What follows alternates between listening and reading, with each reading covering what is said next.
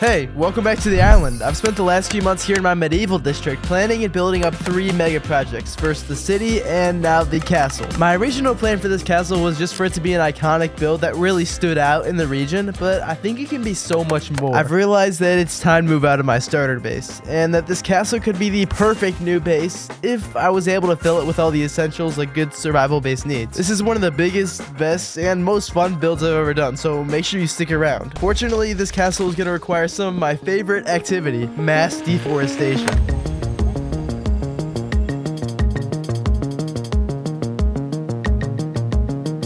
While I was at it, I figured why not just go ahead and get some of the terraforming done, so I pretty much terraformed the ground up to the level where the castle's gonna go. Having this forest gone made such a big difference, and I was even able to terraform up all this land so we can see exactly where we're gonna build the castle. It might not seem like that huge of a footprint, but man, this thing is going to be really tall, probably at least twice as tall as anything in this village, maybe even more. That doesn't really scare me. What does scare me, though, is all the different kinds of blocks I need. For example, I need like 600 mangrove logs. If you're not sure why that's a problem, well, this is what a mangrove tree looks like. And there is no way I'm chopping a couple hundred of these by hand. I'm going to try to build a tree farm. I've built a couple different tree farms before. I built one that only did mangrove, which was honestly kind of finicky and broke a lot. I built one that got most trees but not mangrove, which was great, but you know, we need mangrove wood. But I found a design that apparently does both. I'm gonna build it, I think, on top of this random hill here in the middle of my world. Not because I want to display this ugly farm off for the rest of the world, but because eventually someday I want to build some kind of cool structure around it. The farm should be good to go. This is extremely complicated, but I think what I need to do right now is flick that lever and we should see some TNT. Yep, there we go. TNT is falling down. All right, it seems to be working. The farm actually needs to be reconfigured a lot in order to get mangrove to work. So for now, before I do that, I want to collect some of the regular woods that don't require that reconfiguration. It appears to be working. It looks like we're getting logs. Nice.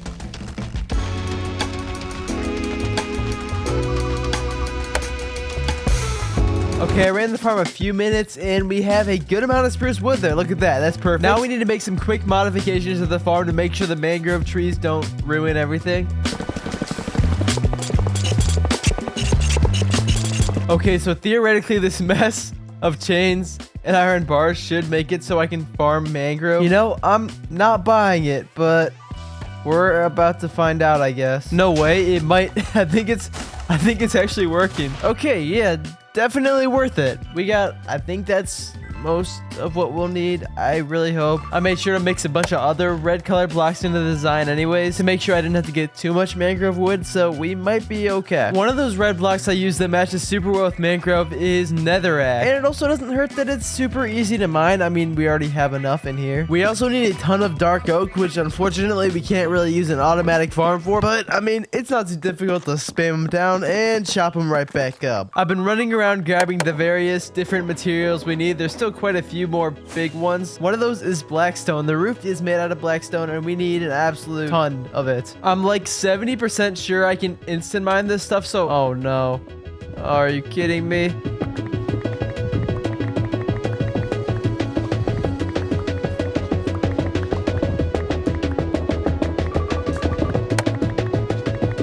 There's currently a sandstorm going on in this desert for some reason, which seems like the perfect time for me to grab some red terracotta. The nice thing about this is apparently I only need a level 1 beacon, which means I don't have to move my entire beacon over here. And in general, mining with haste like this is pretty satisfying. I also need to grab a little bit of regular terracotta so I can turn it into the glazed terracotta. I have a cool floor pattern that uses some of it. It's even happening in the desert. Let's hop over here. Well, might as well check this out. And diamond horse armor. Okay. Now let's do something fun. Okay. And whoa. Oh my gosh. Why couldn't I fly? I promise I didn't want that to be that close at all. That was not a bit for the video. I genuinely couldn't use my wings for some reason. I have collected a ton of blocks for the exterior, not even the interior, believe it or not. But all these blocks will help me build up the exterior. Starting with, I think we'll just start off and build a floor just to make the rest of the building process a little bit easier. I also gave myself jump boost because it's fun.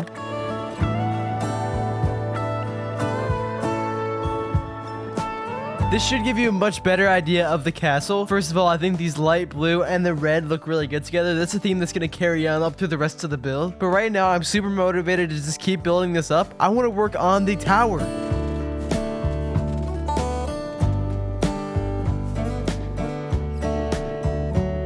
Check it out. You can get a good idea of what the rest of this build is going to look like. And this thing just towers over the rest of the area. I really like these flags I did at the top, as well as the skylight. I think it's some cool details. I never did detail the blackstone up here. Now that it's starting to rain, I'm just going to work on the entrance here, which is going to use some diamond blocks.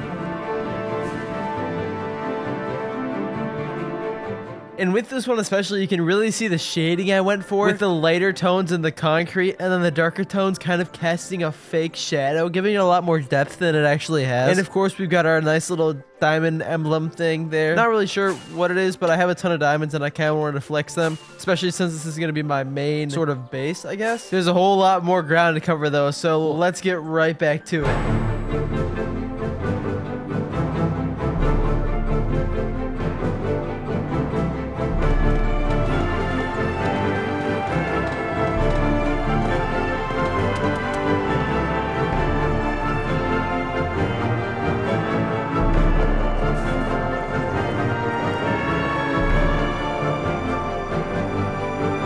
I mean, it's really no secret that I designed all my builds beforehand in creative mode, but seeing it built into survival, knowing that I gathered all the blocks, that I placed them all down, it's just so rewarding. I absolutely love the block palette I used for this, as well as the contrast we get with, you know, the light blue elements to really dark roof, even this little pop of orange. And inside, I set up some very basic interior stuff like this fireplace and a bunch of support beams that are intentionally kind of covered in darkness up in the ceiling. Which leads us to the part I've been most excited for. We need to turn this empty shell of a castle into an actual base. The perfect survival base that kind of has everything we need all in one place. The first thing I want to do is section off this half of the castle into a storage room. Let's kind of figure out how this storage system is going to go. I think I want to stack these chests up 4 blocks tall like this. Progress is underway. However, you can tell it is super dark in here. I want to light it up with candles. Candles take honeycomb and string to craft. And if you check out this building from our last episode, you can see that we have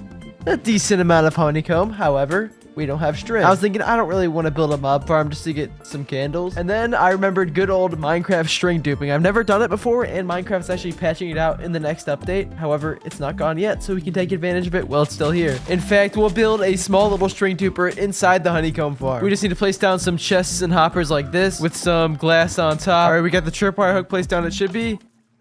Never mind. Now, if we shear this and flick the lever, it should not work. Okay. We should be able to shear this and it should work. There we go. We now have a lot of string. I got to make sure I stockpile on string before this thing gets patched out in the next update. And in like 10 seconds, I can already craft a ton of candles. Just got to make sure I turn that off eventually. But now I can easily light this area up with a ton of candles. One thing I have decided though is this is not enough chests. I'm going to make a second level to a couple of these. I'm going to do that with more of my dark oak. And there are 12 different rows of chests here for all 12 different wood types. That's including the new pale wood and like the bamboo and all that stuff. Let's head down to the lighthouse and empty out all of the wood from here. There is a lot of it. Here is all our wood items here, and we've just got to sort it. And this might seem kind of tedious to you, but I kind of enjoy it for some reason. It's kind of relaxing. Let me sort all of my items real quick. I've combined pretty much every storage room in this world into this one area, and I think I have it organized pretty well. I mean, on this back wall here, we have a bunch of bulk storage for stuff like dirt and stone that I'm gonna have just chests on chests of. And then going along from there, we have all our different stone types, all of our different ores, some nether blocks, a bunch of random building materials, and then all the plant stuff. And even some more random super miscellaneous stuff right here that I couldn't find a space for. Back here, nestled under the stairs, we have our different collections. I'm not sure if this is a permanent spot for them, but this is where I'm keeping all my different armor trims and pottery shards and banner patterns, the kind of collectible items in the game. I set up this little jukebox here for all our music discs so we can listen to them. That is really loud. Jeez. But we still have some more room I want to fill in here. First of all, I want to set up a couch over here by this fireplace. Not quite sure how this is going to go, but I think something like this should be good. Yep, this is nice and simple, but it works pretty good. Then I would love to set up a little shelf along this wall here. And my main reason for that is I want to store things like the dragon egg. This is going to be a shelf for all of our different collectibles in this world. And then I'm not really sure what to do with this section here. I have no idea why I thought of this, but I did, so we're gonna go with it. Yeah, I mean, there we go. There's a fish tank. Over time, I've thrown in a few more details, namely these paintings and stuff like that. But I want to move on to the second thing. Every survival base needs a super smelter. Right now, I have this one in the corner, but I don't think this really counts. And it's not like there's really any room up here, so I'm gonna add on a little basement. I'm gonna make a staircase down to a little dungeon basement and have a nice big super smelter down there.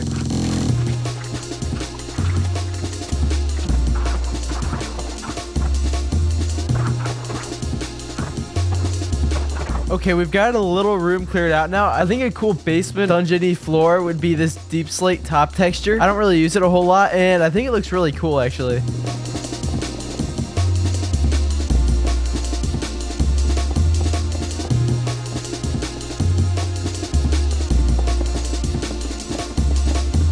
Okay, floor looks good. I want to try a design for the wall. Hopefully it looks good because I spent way too long gathering these materials. But we're going to go blackstone and then cherry logs.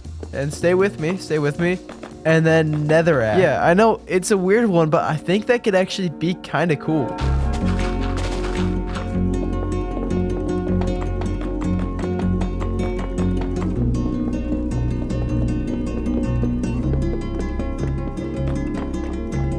Okay, our dungeon's coming together, but for the roof, I'm gonna do something revolutionary. You've never seen anything like this before. This is about to be the greatest roof in Minecraft history. You probably think I'm being sarcastic, but nope. My abundance of iron has inspired me to craft a lot of cauldrons. Now, I'm not sure what the bottom of these look like, but it's probably cool, right? Oh, that could be interesting. This looks very interesting. I don't know. I kind of like it. It's different, at least. I think to break things up in here a little bit, I'm going to add some pillars made out of walls. I'm making this weird little shrine thing. Not sure why, but there you go. That's pretty cool, I guess. And now we have the creepiest dungeon room. We're going to put a few lanterns around to brighten it up a little bit. The super smelter itself is going to require a lot of stuff like hoppers and chests. And because this iron farm is in our spawn chunks, I'm a little curious to see how much iron we've produced so far. Okay. That's so much iron. That's actually crazy. That's more iron than I could ever use up. That is unless I keep building my roofs out of cauldrons, which I don't think I'm going to. I think 2 shulker boxes full of iron blocks will do us for, I don't know, couple days. Let's see if I can remember how to make one of these. I'm pretty sure we can just go something like this.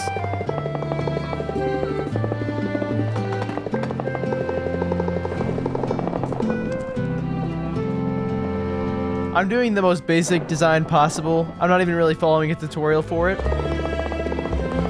But it just involves a lot of these powered rails. All I should have to do is throw fuel in that chest and then a block I want to smelt in that chest. Now it's working, but they are getting stuck for some reason. Let's see if that'll fix the problem. I think it does. Okay, perfect. And in seconds, we're getting tons of output from it. It seems like it worked out great. I set up a small list over here. These are sort of the things I think the castle needs before we can call it finished. We got the storage room done, the super smelter done.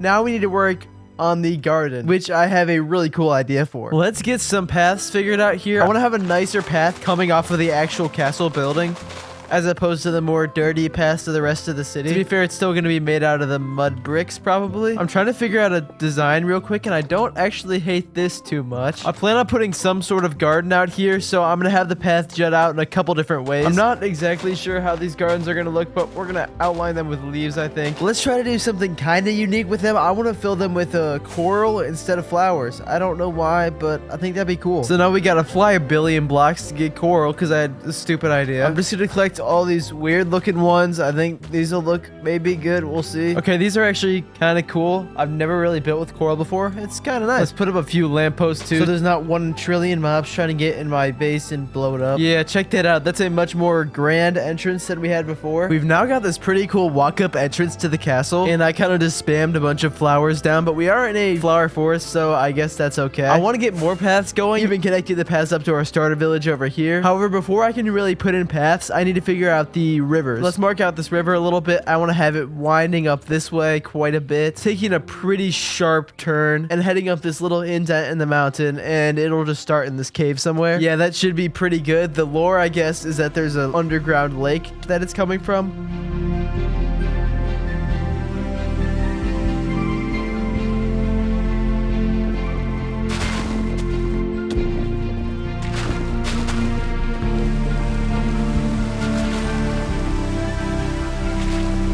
Okay, we've given this branch of the river a purpose, or at least an origin point up here in the cave. However, this way we have not touched yet. That's because it's going to go pretty long across here, and this part of the river is going to originate from a large pond right here. As you know, this area is soon going to be a giant forest, so I think having a pond in the center of it would be really cool to find, and also it means I have to build less trees in the next episode, which is always a plus. Building all these water features now is really going to help us when we move on to part 3 of this series, and part 3 is going to be interesting. I originally had the idea in my head that I'd be able to finish this entire area in a month. Obviously, I was very wrong about that. However, I am committed now. I really want to get this region done by the end of the year, and we can definitely do it.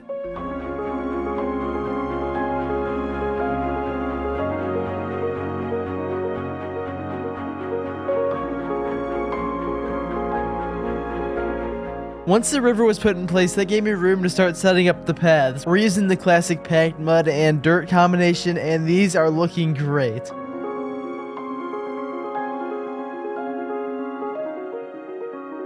Here it is, the new section of river and also the new path that's pretty much done. I need to go through here and texture the rocks a little bit, but the main thing I want to do right now is add a little bit of detail to this pond. First up, let's just throw down some bone meal. This is about the simplest thing we can do to detail it. I'm even going to throw in a few pieces of coral from earlier, because why not? Now I want to try something I've seen before but never really done. Building some cattail. That's too tall. Building some cattail type things like this. We're using glass panes and brown candles if you're curious. Let's add a small dock here sticking into the water. Nothing crazy. Just a little thingy made out of spruce and a little support beam sticking down into the water like this. I figured, hey, why not throw one of the new colored chest boats there as well? I'm gonna hide some spore blossoms right nearby so we get these green particles. Can you see it? Oh, there's some underwater actually, which is really cool. But that adds a nice little ambient particle effect to the water. And finally, we're gonna add some like floating moss, algae type stuff to the top of the water using our waterlogged leaves like that. I'm also bone mealing a lot near the water's edge because it's gonna be very lush because obviously it gets a lot of water. And yeah, look at this. We totally transformed this area. It looks so much better. Hold on, I had to turn on the shaders. This is... I'm not sure why I'm so proud of this pond out of everything, but it's just such a cool atmosphere. Now imagine all the trees around it soon. While we're at it, let's look at everything we've made so far in this episode with shaders toggled on. We have the entryway with this grand, bright, vibrant red castle, the cool little coral planter thingies, and then we walk up here and we have this very surprisingly cozy for how big it is castle with the fireplace, with Seed sitting on the couch, and the light rays shining through these big grand windows into our storage room that stores just about every item we could ever have. And then coming out the back door, we now have some new paths here that lead us across the river. We still need to build a bridge someday, and all the way back into our medieval city from oh so long ago. But hey, I really hope you enjoyed this video and are excited for the final part to this medieval city before we move on to something new in this world in 2025.